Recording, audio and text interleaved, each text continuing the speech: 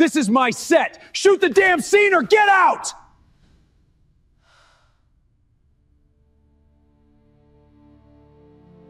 The slap lasted less than a second. One open palm, moving fast, connecting with the left side of her face, hard enough to make everyone in the room flinch. The sound cut through the noise of the set, like a gunshot, sharp, wet, unmistakable. And in the silence that followed, nobody moved.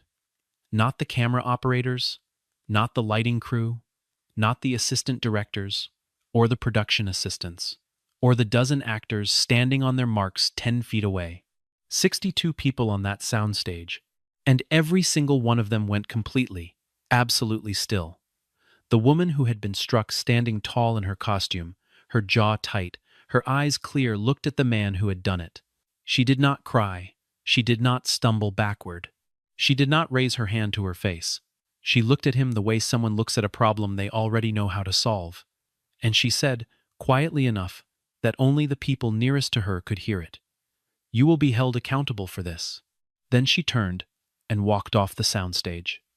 Within 45 minutes, a video of the incident was already being shared. Within an hour, her husband had seen it. And within 24 hours, 600 motorcycles were rolling into the city. Her name was Diane Reeves. Not the jazz singer, though people made that joke often enough that she had learned to smile at it without actually finding it funny. This Diane Reeves was an actress, 38 years old, with 2 Screen Actors Guild nominations, and 1 Independent Film Award that she kept on the shelf above her fireplace. Not because it was the most prestigious thing she had ever won, but because her mother had been alive to see her accept it. She had come up the long way theater in her early 20s, small television roles through her late 20s, a supporting part in a crime drama that people still quoted at her in grocery stores, and then, somewhere in her mid-30s, the industry had caught up to what audiences had known for years. She was exceptional. She had the rare ability to make a scene feel inevitable, to inhabit a character so completely that watching her work felt less like watching acting and more like watching a person simply live. Directors wanted her because she brought something to a set that money could not manufacture, a kind of genuine presence that made every frame feel true. She was also, by every account from every crew member and co-star who had ever worked with her, extraordinarily professional. She knew her lines. She arrived on time. She prepared with the discipline of someone who understood that preparation was a form of respect for the material, for the crew, for the audience that would eventually sit in the dark and trust the story being told to them. She listened. She did not cause problems. She did not demand things that were not in her contract. She treated the catering staff and the camera operators with the same courtesy she extended to producers and studio executives. This was not a performance of niceness. It was simply who she was, the product of a childhood in which she had been taught that how you treated people when nothing was at stake told you everything about who you actually were. The film that brought her into contact with the director was a period drama set in the late 1960s, a story about a woman navigating the music industry at a time when the music industry was particularly brutal to women, and particularly brutal to Black women. It was exactly the kind of role that Diane had been waiting years to play: layered, complex, demanding, historically grounded. When the offer came, she read the script twice in one sitting. She read it a third time with a highlighter. She had her attorney review the contract carefully over the course of several days, not because she distrusted the production company specifically, but because she had learned long before that trust without documentation was simply hope, and hope was a luxury that Black actresses in Hollywood could not routinely afford. There were specific provisions in the final agreement about which scenes she would perform, what content was included, and what required her explicit written consent before being added. She signed because she trusted the material. What she had not fully accounted for was the man who would be directing it. Marcus Webb had been making Hollywood films for 26 years. He had a reputation that preceded him into every room he entered. Not always a flattering one, but an undeniably powerful one. His films made money. They won awards. They attracted major talent. And they were made under conditions that the people who had worked on them described, in private, in very specific terms. Webb was the kind of director who believed that the set was his kingdom and that every person on it existed to serve his vision. This was not entirely unusual. In Hollywood, the industry had a long and well-documented history of directors who confused creative authority with absolute authority. But Webb operated at an extreme that most of his peers did not. He rewrote dialogue on the morning of filming without notice. He demanded additional scenes that had not been discussed in pre-production. He publicly criticized actors in front of the full crew when their performances did not meet whatever shifting standard he had set for that particular day. He had a habit of testing people, pushing at their limits, looking for the edge, and when he found it, pushing further. The people who had survived his sets and gone on to work with him again were, without exception, people who had learned to absorb whatever he threw at them without reaction. Webb interpreted silence as deference. He interpreted deference as respect. And he interpreted respect as permission to go further. It was a closed loop, self-reinforcing and self-justifying, and it had worked for him for more than 2 decades because the system around him had chosen, repeatedly and deliberately, to let it work. His budgets came in close enough, his films received enough awards attention, his name attracted enough talent, and so the system had, year after year, decided that the cost of confronting him was higher than the cost of tolerating him. Diane was not that kind of person. She was not hostile or aggressive, but she had a clearly defined sense of what she would and would not do, and she had the contractual documentation to back it up. She had also spent 15 years in an industry that regularly asked black women to accept things that it would not ask of anyone else, and she had a finely calibrated sense of where those lines were and why they existed. From the first week of production, she and Webb had circled each other carefully. He tested. She declined, politely and professionally. He pushed. She pointed to her contract. He found other ways to apply pressure. She absorbed the pressure without capitulating. For 4 weeks, they maintained an uneasy equilibrium. The crew watched. The other cast members watched. Everyone was aware that something was building, the way you are aware of weather changing before you can name what the change will be. Then came the morning of the 5th week, when everything broke. Webb arrived on set that morning with new pages. This happened often enough that the crew had developed a kind of resigned ritual around it. The new pages were distributed, everyone adjusted, and filming proceeded with whatever had been added or changed. But the pages that morning contained something different. There was a scene not in the original script, not discussed in any pre-production meeting, not covered in Diane's contract that required her to perform in a way that was explicitly humiliating. The scene was framed as dramatically necessary, but the necessity was thin and the humiliation was specific, and Diane recognized it immediately for what it was. She read the pages once, standing at the edge of the soundstage with the hum of the lights above her. She set them down on an equipment case beside her. She found Webb and told him, calmly and directly, that she would not be filming the new scene. Webb looked at her for a long moment. His expression was the expression of a man who was deciding what kind of problem she was going to be. Then he told her that every actor on his set followed his direction. She told him that every actor on his set also had a contract. He told her that this was his production, and that the vision was his, and that what he needed from her was compliance. She told him, again, that the scene was not in her contract and that she would not perform it. He told her that she was being difficult. She told him that she was being professional. The argument escalated in increments. The way arguments on film sets tend to neither party retreating, both parties aware of the audience around them, the crew pretending not to listen while listening with complete attention. The tension in the room was physical. You could feel it pressing against the air, tightening the space between people who would have preferred to be anywhere else. Webb's voice got louder.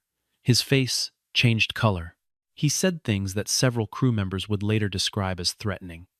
He accused Diane of undermining his authority, of disrespecting his process, of behaving in ways that were unacceptable on his set. He used language that he did not use with his other actors. The crew noticed this. Some of them exchanged looks, and then stopped exchanging looks, because exchanging looks was also a form of action, and nobody on that set wanted to be the first person to take an action. Diane stood her ground. She did not match his volume. She did not use his language. She simply kept returning, with the patience of someone who had prepared for exactly this scenario, to the same point. The scene was not in her contract, and she was not going to film it. And then Webb stepped forward, and he hit her. The cameras were rolling. This was important, not the official production cameras, which had been paused during the argument, but the secondary cameras that are always running on a film set, the cameras that capture the backstage footage and the behind-the-scenes material and the production diary content that ends up in making-of documentaries and press packages. Those cameras saw everything. They captured the movement of his arm, the angle of his approach, the moment of contact, the sound, and they captured Diane's face in the seconds immediately after the shock, quickly mastered, replaced by something cooler and more deliberate. They captured her words. They captured her exit. And within an hour, someone with access to that footage had made a decision, and the footage was outside the walls of the production company and moving through the world at a speed that nothing in the 1960s, the decade the film was meant to depict, could have predicted or contained. The video ran for 2 minutes and 14 seconds. It showed the final moments of the argument, and then the slap, and then Diane's response, and then her departure. By the time it had been circulating for 3 hours, it had been seen by several 100,000 people. By the time it had been circulating for 6 hours, the number was in the millions. Journalists were calling the production company's press office. Lawyers were being consulted. Agents and managers across the industry were having urgent telephone conversations with each other and with their clients.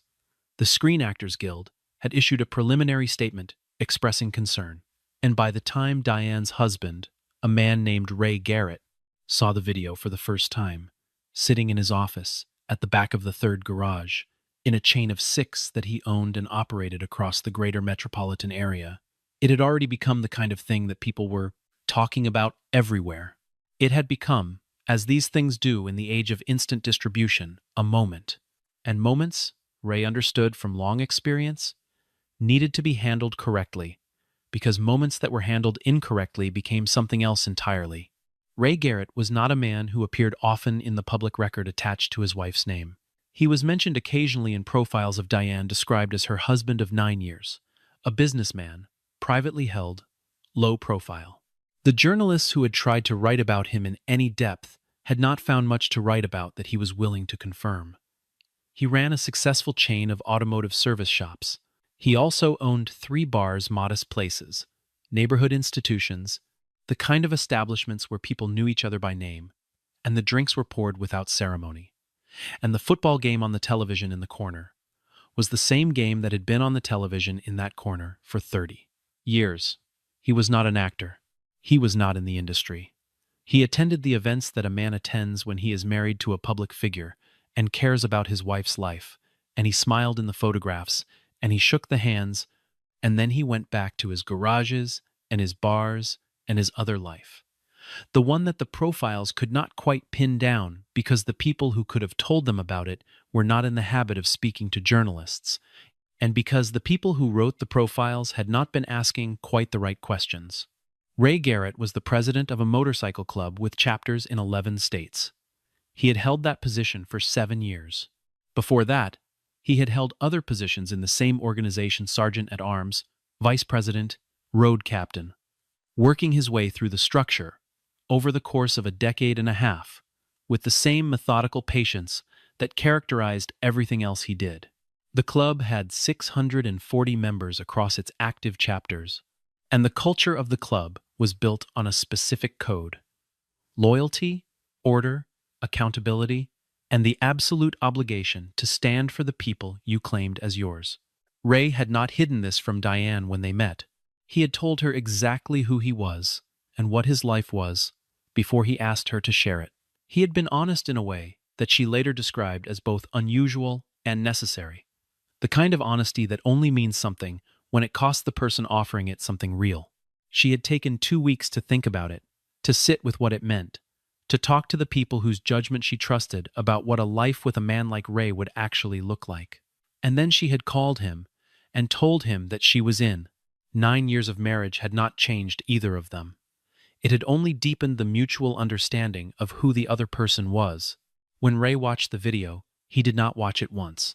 He watched it 4 times, the way a person watches something they need to fully understand before they respond to it, each viewing slower than the last, his attention moving to different parts of the frame, cataloging what was there. Then he sat for a while without moving. The office was quiet.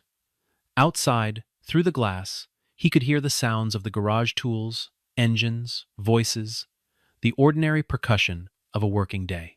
He let the sounds be there without paying them any attention. Then he called Diane. She answered on the second ring, her voice steady, and he asked her the only question that mattered at that moment. "Are you hurt?" She told him she was not. He told her he was glad. Then he said, with the simplicity that characterized most of what he said when he meant it most, "Nobody touches him." There was a pause, and then Diane said, "I know." She had known before she left the soundstage.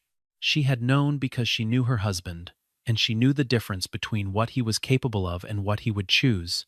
And she had, in 9 years of watching him make choices, developed the kind of absolute faith that is only available to people who have seen another person tested and not found them wanting. Within 30 minutes of that call, Ray had 3 other calls in progress, one with an attorney who specialized in entertainment law and workplace liability, one with a crisis communications firm whose managing partner owed Ray a very large and long-standing favor, and one with the presidents of the 3 chapters of his club that were geographically closest to the city where Diane's film was being produced. The 4 conversations were very different in content, but identical in direction. The attorney was going to document everything, file formal complaints with the Screen Actors Guild, submit a written demand to the production company, and, depending on what the law could support, pursue civil action. The communications firm was going to make sure that the right story reached the right people in the right order, and that the story stayed on what had happened in that soundstage and did not drift to anything else. And the chapter presidents were going to organize something that Ray described, on that call, with a very specific word. He called it a presence. Not a threat, not an action. Not a demonstration in the sense that the word usually carries its political weight. A presence. And he was specific, on that call, about exactly what that presence would and would not include. Ray was specific about this because he understood something that a man of his position learns over years of making consequential decisions under real pressure. Violence, or even the credible threat of violence, would hand the director a weapon that Webb's legal team would use with devastating efficiency. The story would shift from what Webb had done to what Ray's people had threatened. Webb would become a man under siege. Diane would become incidental to her own story. The narrative that the communications firm was carefully placing would be buried under a different narrative, and that different narrative would be one in which Ray was the villain. So Ray's instructions were precise, and they were delivered with the authority of someone who expected them to be followed to the letter. His people would appear. They would be visible. They would be completely lawful. They would not provoke. They would not respond to provocation, and they would not touch anyone or anything. They would simply be present, and they would keep being present until the point had been made. The following morning, the motorcycles arrived. They came in groups from different directions, at different times, across the early hours of the day, and by 9 in the morning, there were motorcycles parked in disciplined rows outside the production company's studio gates, outside the corporate headquarters of the parent company, 3 miles away, outside the hotel where Webb was staying, and in the central plaza of the downtown area where the city's entertainment press corps maintained its offices. 612 motorcycles in total. The riders wore their club colors, leather cuts, patches, the insignia that anyone who knew anything about American motorcycle culture would immediately and unmistakably recognize. They stood beside their bikes or sat on them, or leaned against them in the morning light. They talked to each other quietly. They did not approach pedestrians. They did not block foot traffic or impede vehicles. They did not make noise beyond the ordinary ambient noise of 600 people gathered in urban spaces on a weekday morning. When police arrived, and police arrived quickly, because 600 members of a known motorcycle club appearing in a city simultaneously was not the kind of event that the local police department was going to watch develop without sending people to understand it. The officers found nothing to act on. No laws were being broken. No ordinances were being violated. The men and women in the leather cuts acknowledged the officers when they were spoken to, answered questions politely, and made room on the sidewalks when asked to do so. The officers stood for a while, and then, having no legal basis for any other action, stood somewhere else. The effect was immediate and disproportionate to anything that had technically occurred. Local television news dispatched camera crews within the first hour. National entertainment media dispatched reporters from bureaus across the country. The story that had been building since the video leaked already significant, already generating the kind of sustained attention that usually dissipates within a news cycle, acquired a visual that locked it into place in the public consciousness in a way that was nearly impossible to dislodge. Here was the footage of a man striking a woman on camera. And here, the following morning, was the response. Not screaming, not violence, not threats or confrontation, or the kind of chaotic escalation that could be framed as dangerous.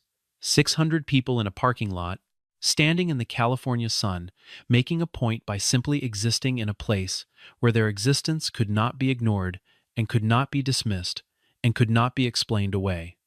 The contrast was almost cinematic. People who covered Hollywood for a living, people who spent their professional lives watching the industry manage and manipulate public attention, said they could not remember seeing anything quite like it. The production company's executive team convened an emergency meeting that morning. The agenda included 4 items: the video, the reputational exposure, the legal liability, and what was described in the internal notes as the situation outside. The situation outside was not, strictly speaking, a legal problem. That was precisely what made it a problem. There was no one to arrest. There was no injunction to seek. There was no actionable threat to respond to. No escalation to condemn. No behavior that the company's attorneys could hold up as evidence of bad faith on the other side. There was simply a large number of people standing near the building, being interviewed by news cameras, and saying, to every microphone pointed at them, some version of the same thing, that what had happened to Diane Reeves was wrong, that the man who had done it should face consequences, and that they were there because someone they respected had asked them to be, and that was reason enough for anyone who understood what loyalty meant. Other voices began joining the public conversation in ways that the production company's communications team had not anticipated and could not contain. Actors who had worked with Webb across his career and never spoken publicly about their experiences began speaking. Some were careful and qualified.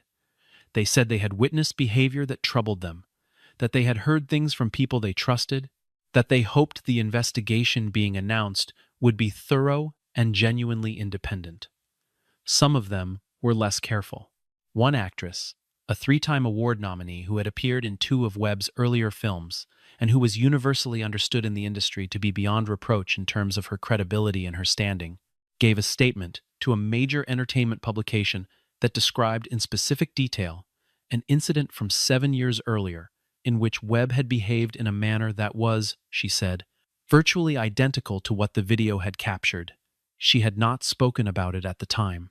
She was speaking about it now because she believed it was no longer possible to justify the silence. The statement was its own kind of earthquake, not because the information it contained was surprising to the people who had been on that set 7 years earlier, but because it was now in print and attached to a name that the industry could not discount. The production company announced, within 48 hours of the video's initial circulation, that it was opening an independent investigation. The outside firm they retained a group of attorneys and investigators with no prior relationship to Webb or to the production-reviewed footage from 23 cameras, interviewed 41 members of the production crew and cast, and examined records from 2 of Webb's prior productions, where documented complaints had been filed and then quietly resolved without consequence. The findings, released 11 days later in a 12-page summary, were unambiguous. Diane had been in full compliance with her contractual obligations. The scene Webb had attempted to compel her to film was not covered by her agreement. The physical strike was not subject to interpretation, and the evidence from prior productions indicated a pattern of behavior that the company had been in a position to address and had chosen not to address. The day the summary was released, Webb's representation announced he was taking a leave of absence. By the following morning, his contract for the film had been terminated. 3 other projects that had been in development under his production banner were formally suspended. 2 major studio deals in negotiation were withdrawn. The Producers Guild opened its own inquiry. The Directors Guild issued a statement that conspicuously did not defend him. The actors attached to his future projects began, one by one, allowing their representatives to confirm that they would not be proceeding with those commitments. It happened quickly, and it happened without drama, in the way that power collapses when the system that supported it decides that the cost of continuing to support it has finally, irreversibly, exceeded the benefit. Ray Garrett gave one interview during the period immediately following the incident. He talked about Diane, about who she was, about what she had built, about what it meant to watch someone you loved be treated as if their rights were negotiable. He talked about the choice not to respond with force. He did not frame it as a moral achievement or a strategic calculation. He framed it plainly, in the flat language of someone stating a fact that should not need to be stated but apparently did. If we had used violence, we would have been wrong in the same way he was wrong. That was not something I was willing to do. The interviewer asked if he had been tempted. Ray thought about it for a moment. No, he said, because I know what that looks like at the end. And it doesn't look like justice. The interview ran on a Thursday. By Friday, those 2 sentences were being quoted across hundreds of separate publications.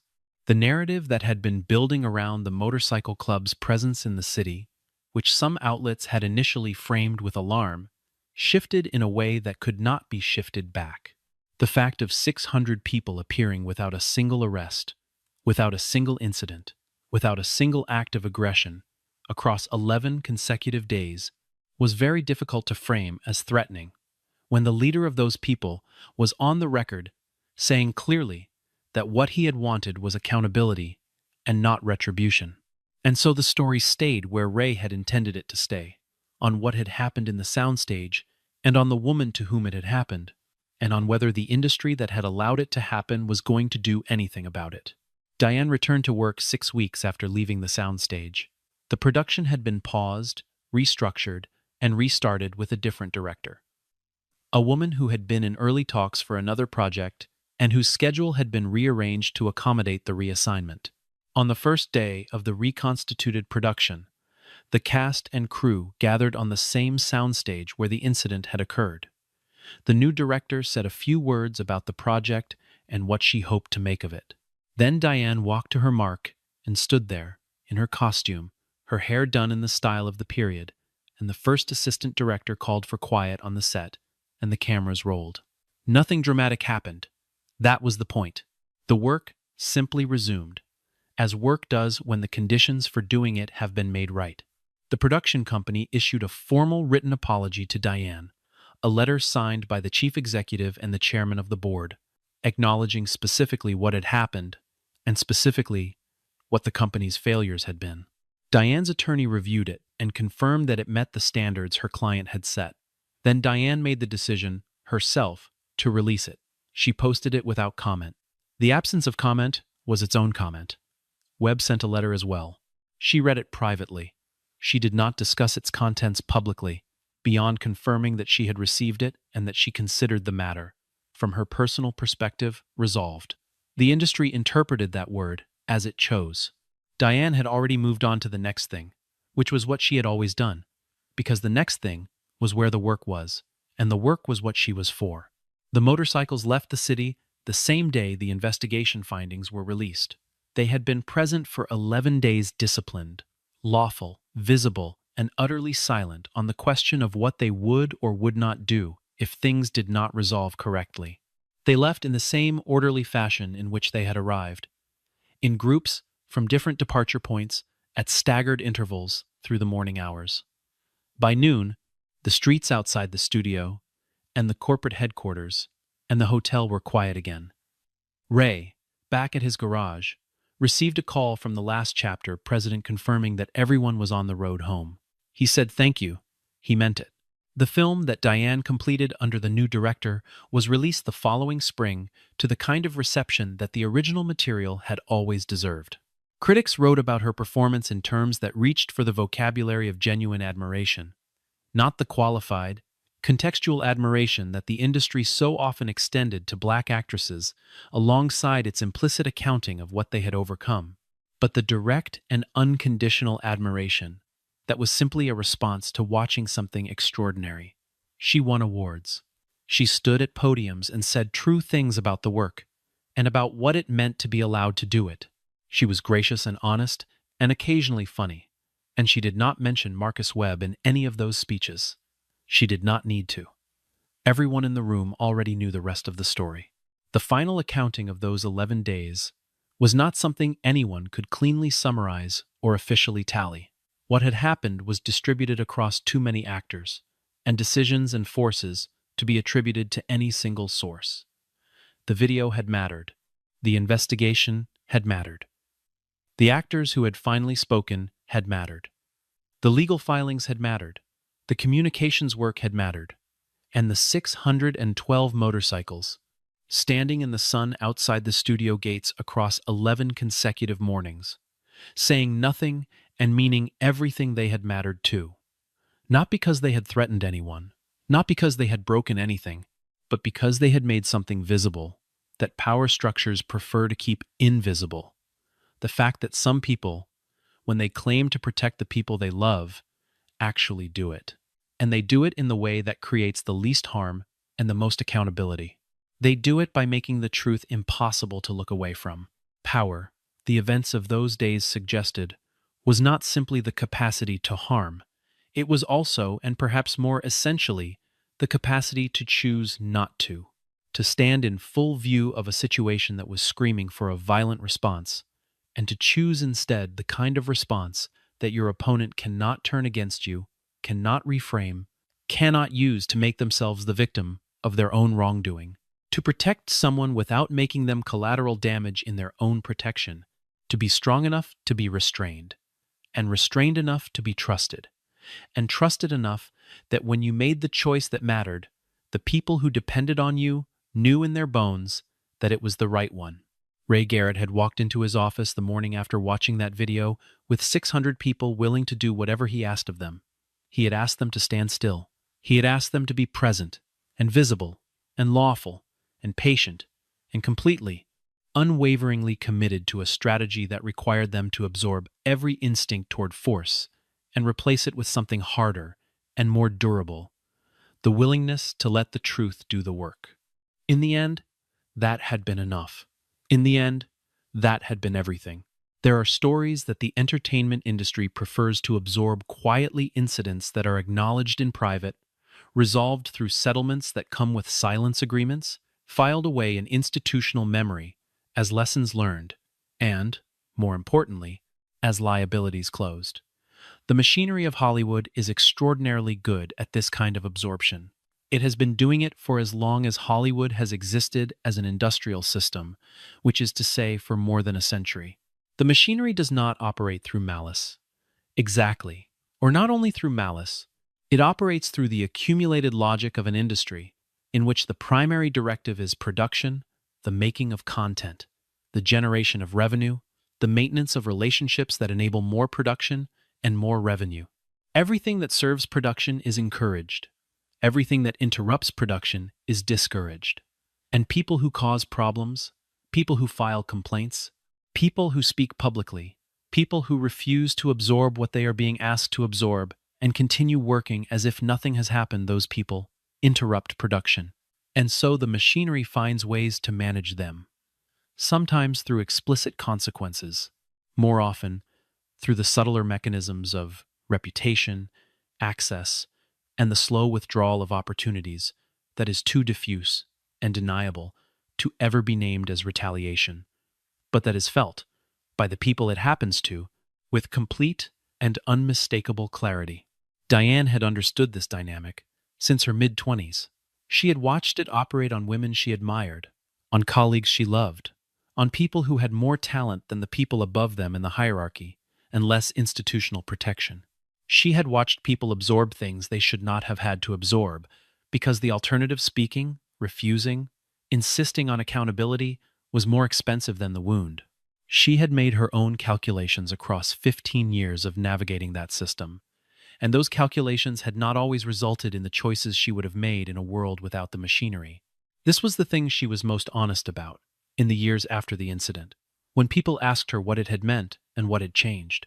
She said that what had changed was not the industry, or not primarily the industry, and not herself, or not primarily herself. What had changed was the calculation. The incident and everything that followed it had demonstrated publicly, unmistakably, with 600 witnesses in leather cuts and a 12-page investigative summary and a formal letter from a chief executive, that the cost of speaking and refusing and insisting on accountability was not always higher than the place of cost of absorbing, that sometimes the machinery could be interrupted, that sometimes the truth, given the right conditions and the right people willing to stand behind it, was faster than the silence. She talked about this in interviews. She talked about it carefully, without self-congratulation, without making herself the hero of a narrative that she understood was larger than her. She talked about the crew members who had finally given their statements to the investigators, people who had been on web sets for years, who had seen things they had not spoken about, who had made the same calculations she was describing, and arrived at the same conclusion, that the cost of speaking was too high. She talked about what it had taken for those people to change that calculation, and she was honest that it had not been her courage or her dignity or even the video itself that had primarily changed it.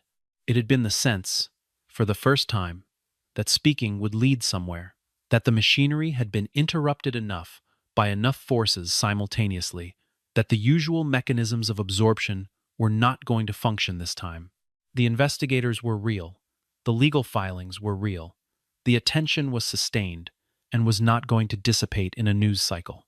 And outside the studio gates, 600 motorcycles sat in the morning light, not threatening anyone, not doing anything that could be legally acted upon, but making absolutely clear to everyone who saw them that someone with significant organizational capacity and complete personal commitment had decided that this particular incident was not going to be quietly resolved.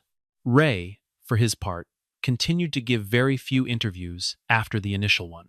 He returned to his garages and his bars, and the business of running an organization that had chapters in 11 states and members, who relied on him to make good decisions. He did not speak publicly about the incident again in any detail.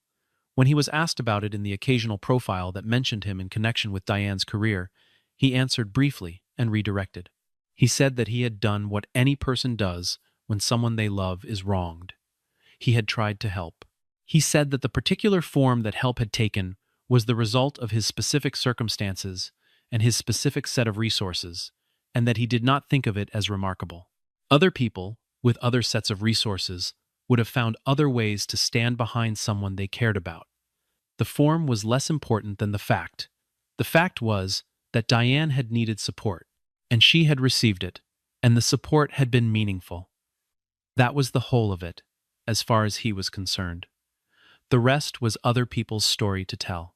The set of questions that the incident raised about the industry, about how power operates in spaces of creative production, about who bears the cost of that power when it is abused, about what accountability actually looks like in an institution that has historically been very skilled at simulating accountability while preserving the structures that make abuse possible. Those questions did not resolve neatly in the wake of what had happened. They rarely do. Industries do not reform themselves because of single incidents, however dramatic, however well documented, however widely seen. They shift, incrementally, in response to accumulated pressure and changed calculations, and the gradual replacement of people who were shaped by the old logic with people who have been shaped by something different. The shift is real, but it is slow, and it is not linear, and it is not guaranteed. Diane understood this. She had said as much in various interviews, in various ways. She was not naive about what one incident could accomplish, even an incident that had generated the kind of sustained public attention that hers had generated. What she was working. She had 2 projects in development that she was producing, as well as starring in a position that gave her a different kind of control than she had exercised as an actor alone, control over who was hired, and under what conditions, and what the culture of the set would be.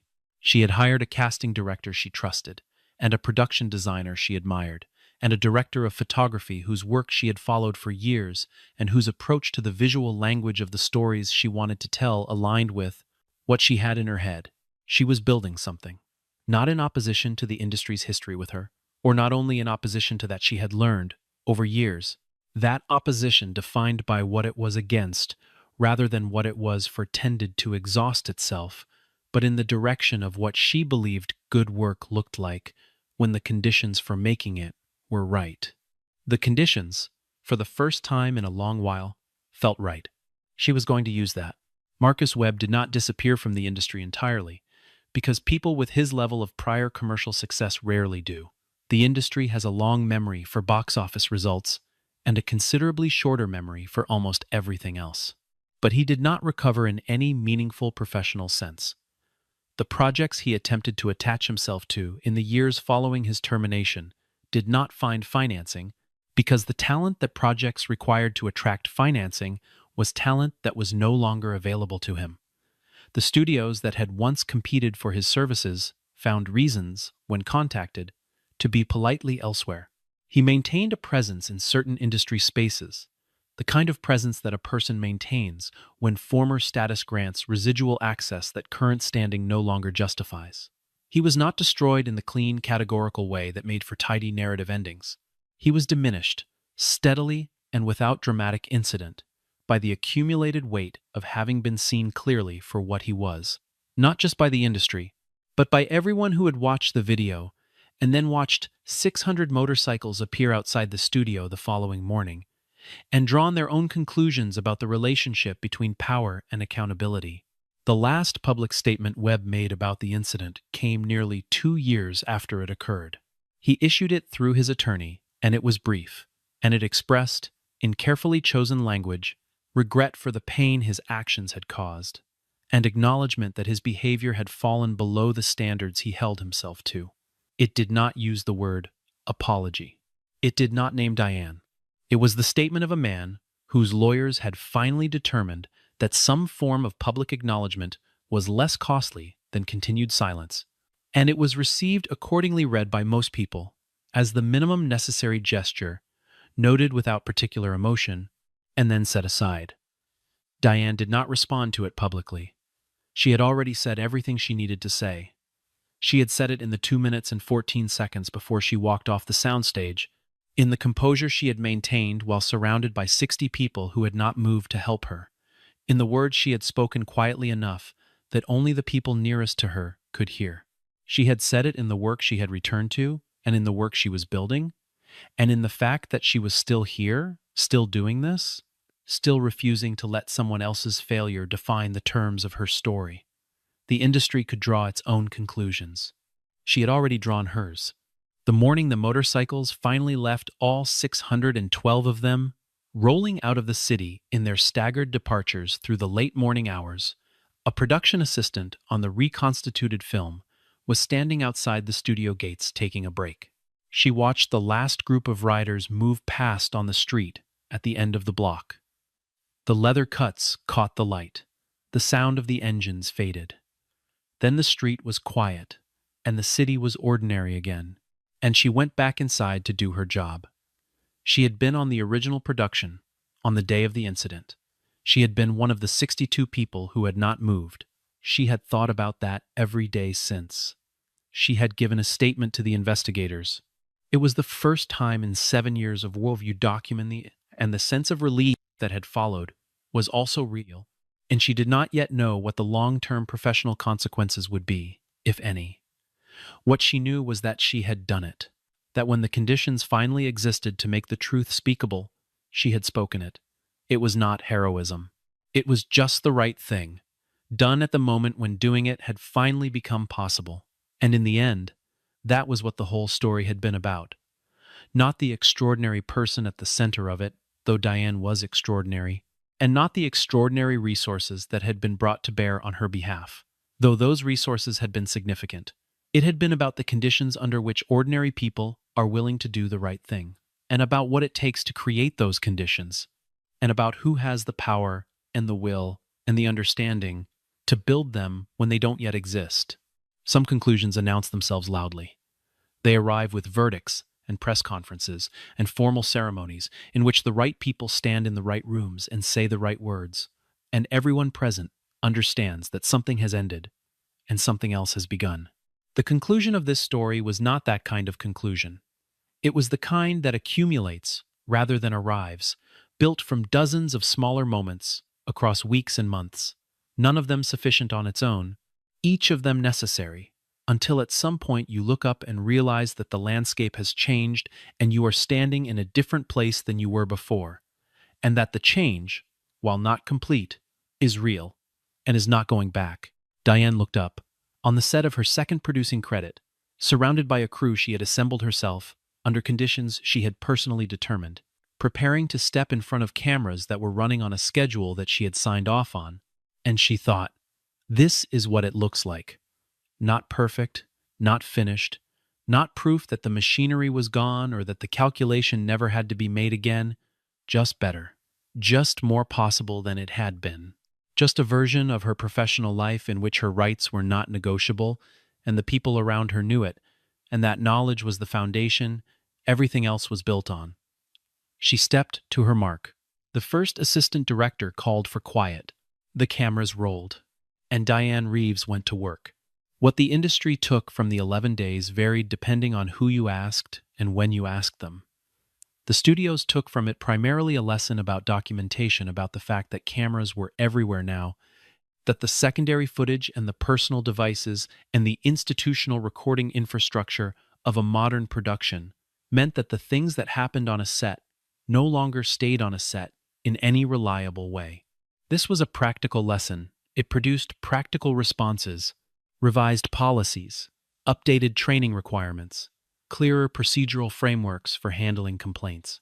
These changes were real and were not nothing, and the people who had spent years advocating for safer working conditions in the industry acknowledged them as meaningful, even while pointing out, with the experience of people who had seen this kind of reform before, that policies on paper and cultures in practice were not the same thing, and that the distance between them was where most of the harm continued to occur.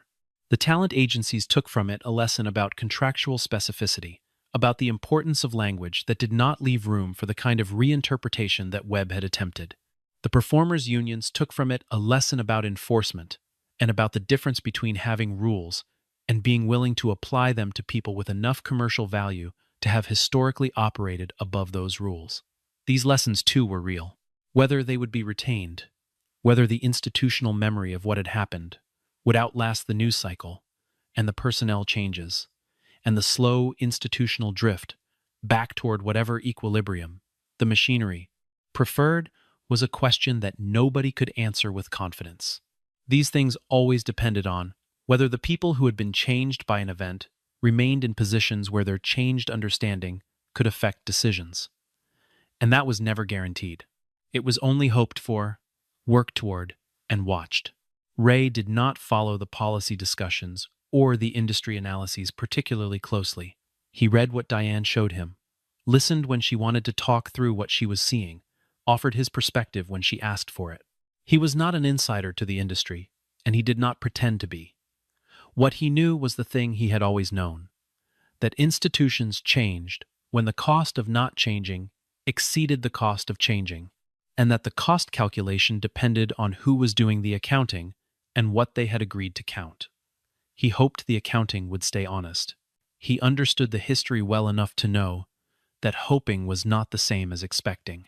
What he could control was smaller and more specific. The culture of the organizations he was responsible for, the decisions he made in the spaces where his authority was real, the ways he treated people, when the treatment was not being observed by anyone who could report it. He tried to be consistent about this. He was not always successful. He tried anyway. It was, he had come to believe, the only reasonable response to a world in which the large systems were going to do what large systems did, and the small choices were the only things any individual person could actually determine. He made his small choices. He went home. Diane was there. They ate dinner and talked about things that had nothing to do with any of this. Because life is mostly made of things that have nothing to do with the moments that define it, and the people who forget that tend to lose something important in the forgetting. Ray had not forgotten. Neither had Diane. They set the table and sat down together, and the 600 motorcycles were back on their roads across 11 states. And the studio gates were quiet, and the work continued, as work does, until it was finished, and then began again.